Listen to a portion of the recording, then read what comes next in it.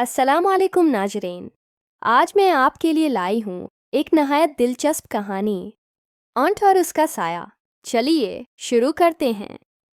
कहानी ऊंट और उसका साया। रेत के विसिया मैदान में एक ऊंट आराम से चल रहा था। दोपहर का वक्त था, सूरज तेज चमक रहा था और ऊंट के साथ इसका मालिक भी चल रहा था। कुछ देर बाद मालिक ने कहा, कुछ देर साए में बैठ के आराम कर लेता हूँ। ऊंट ने ऊंची गर्दन उठाकर कहा, ये साया मेरा है क्योंकि मैंने बनाया है। मालिक बोला, अरे मैं तुम्हें लाया हूँ, साया मेरा होना चाहिए। यूं दोनों में झगड़ा शुरू हो गया। ऊंट ने गुस्से में रेत पर पांव मारा और बोला, अब न मेरा साया रहा न तुम्हारा।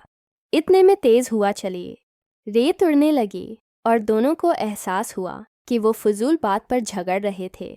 आखिरकार मालिक ने ऊंट को प्यार से देखा और कहा, दोस्ती में साया बांटने से कम नहीं होता बल्कि बढ़ जाता है। ऊंट मुस्कराया और बोला, चलो अब हम दोनों एक ही साए में बैठेंगे।